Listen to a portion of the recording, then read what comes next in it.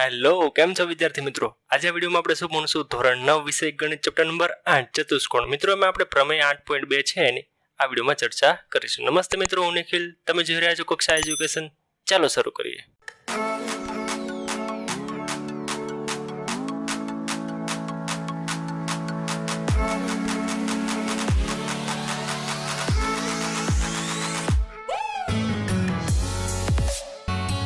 મિત્રો પ્રમેય 8.2 શું છે? સમાંતર બાજુ ચતુષ્કોણમાં સામસામેની બાજુ સમાન હોય આપણે એનો ઉપયોગ કરતા જ આવ્યા છીએ, પણ આપણે આજે સાબિત કરવાનું છે મિત્રો. તો સમાંતર બાજુ ચતુષ્કોણ આપેલું છે, આપણે સાબિત શું કરવાનું છે કે સામસામેની બાજુ સમાન હોય એવું સાબિત કરવું છે. તો જે આપેલું છે એ ક્યાં લખશું? પક્ષમાં. કે ચતુષ્કોણ કેવું છે? સમાંતર બાજુ ચતુષ્કોણ છે. શું સાબિત કરવાનું છે? સામસામેની બાજુ સમાન. તો એ ક્યાં લખશો? આપણે સાબિત કરવાનું છે એટલે સાધ્યની અંદર, એટલે કે AB ની સામેની બાજુ કઈ છે? CD, એટલે કે AB બરાબર CD, અને BC ની સામેની બાજુ AD, એટલે કે BC બરાબર AD અથવા તો DA. ખ્યાલ આવે છે? તો આ આપણે સાબિત કરવાનું છે.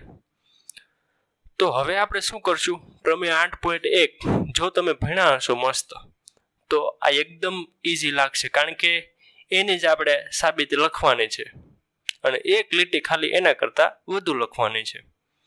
તો સાબિતી શું કરશું? સામસામેની બાજુ સમાન બતાવે છે આપણે. તો શું કરશું? આ બંને જે ત્રિકોણ છે, કોઈ એક આપણે વિકર્ણ દોરીએ અને વિકર્ણ દ્વારા જે બે ત્રિકોણ છે એને શું બતાવી દઈએ? આપણે એકરૂપ બતાવી દઈએ. અને જો એકરૂપ થઈ જાય તો AD ને અનુરૂપ આ ત્રિકોણમાં BC બાજુ થશે, AB ને અનુરૂપ કઈ થશે? CD, જે કેવી હશે? સમાન હશે. ક્યારે સમાન કહી શકશું? આ બંને ત્રિકોણ એકરૂપ થશે ત્યારે. તો આપણે બંને ત્રિકોણને શું બતાવીએ? એકરૂપ બતાવી દઈએ. તો એની સાબિતી આપણને આવડે જ છે ને, આગળનો પ્રમેય. તો પહેલા તો આપણે શું લખીએ? વિકર્ણ AC દોરો. વિકર્ણ AC દોરો. ચલો, એના દ્વારા બે ત્રિકોણ વિભાજન થાય છે. હવે વિકર્ણ AC દોરો. હવે ચતુષ્કોણ કેવું છે? તો કે સમાંતર બાજુ, એટલે કે સામસામેની બાજુ કેવી હશે? સમાંતર હશે. તો આપણે એવું કહી શકીએ કે BC સમાંતર AD અને AC તેની છેદિકા. આવું કહી શકાય? BC સમાંતર AD અને AC તેની છેદિકા. તો આ ખૂણો અને આ ખૂણો કેવો હશે? સરખો. એનો મતલબ એવો કે અહીંયા ખૂણો છે A અને આ ખૂણો છે કેવો હશે? સરખો. એટલે કે બંને ત્રિકોણમાં આને અનુરૂપ ખૂણો છે કયો? આ. કેવો હશે? સરખો હશે. તો આપણે લખીએ કે BC સમાંતર AD અને AC તેની છેદિકા. AC તેની છેદિકા માટે આપણે લખી શકીએ કે BCA ખૂણો, BCA બરાબર ખૂણો CAD. કારણમાં લખી દેવાનું કે યુગ્મ કોણ, અને પરિણામ 1 આપી દઈએ. ચલો, એવી જ રીતે AB સમાંતર CD થશે અને AC તેની છેદિકા. એટલે આવી રીતે થશે ને, AB સમાંતર CD અને AC તેની છેદિકા. તો આ ખૂણો અને આ ખૂણો કેવો થશે? સરખો. જો ઝેડ બને, ઊંધો ઝેડ કે ચતો ઝેડ બને, એટલે એ ઝેડ દ્વારા જો અહીંયા ઝેડ બન્યો તો આ ખૂણો સરખો. ઊંધો ઝેડ કીધો હોય તો આ ખૂણો ના ખૂણો સરખો કહેવાય. એ આપણને યુગ્મ કોણની જોડ શું છે આપણને ખબર છે.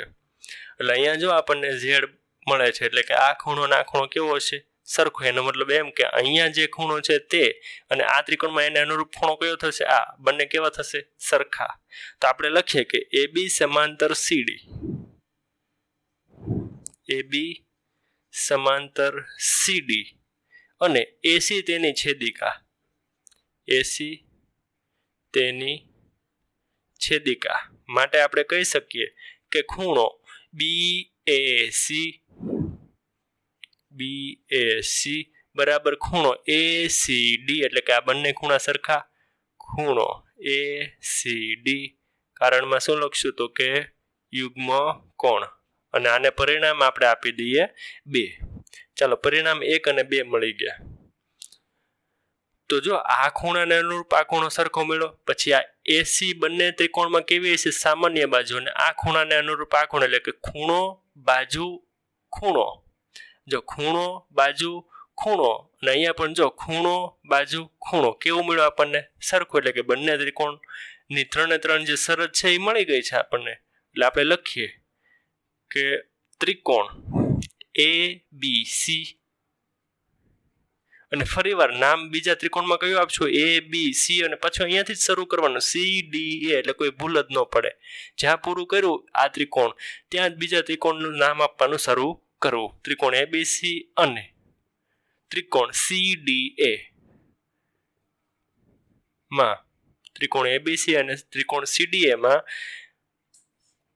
BAC બરાબર ACD એટલે કે આપણું જે પરિણામ કયું છે બીજું આયરો છે ને ખૂણો BAC બરાબર ખૂણો ACD એટલે કે આયરો પરિણામ બંને ત્રિકોણમાં ખૂણો BAC બરાબર ખૂણો ACD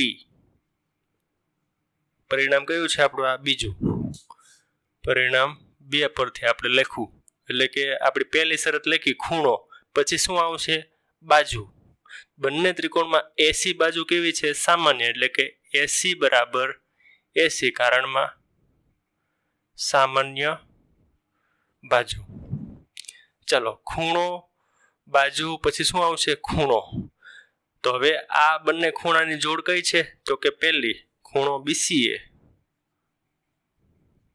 બરાબર ખૂણો CAD કારણમાં પરિણામ 1 પરથી લખું તો જો હવે ત્રિકોણ ABC અને ત્રિકોણ CDA માં ખૂણો બાજુ ખૂણો ને અનુરૂપ બીજા ત્રિકોણમાં ખૂણો બાજુ ખૂણો ને કેવું મળે છે સમાન મળે છે એટલે કે ખૂબાખૂ શરત અહીંયા લાગુ પડે છે એટલે આપણે કહી શકીએ કે ત્રિકોણ ABC એકરૂપ ત્રિકોણ CDA કારણમાં લખી દેવાનું કે ખૂબાખૂ શરત ખૂણો બાજુ ખૂણો શરત અનુસાર ત્રિકોણ ABC અને ત્રિકોણ CDA એકરૂપ થાય છે ચાલો હવે બંને ત્રિકોણ એકરૂપ થઈ ગયા તો એને અનુરૂપ બાજુ કેવી હશે સમાન હશે મિત્રો તો ABC અને આ બંને ત્રિકોણ એકરૂપ છે તો જો BC ને અનુરૂપ બાજુ કઈ હશે આ ત્રિકોણમાં AD હશે એટલે કે માટે BC બરાબર AD અથવા તો DA ખ્યાલ આવે છે આપણે DA લખવા તો AD લખવા કોઈ પણ ચાલે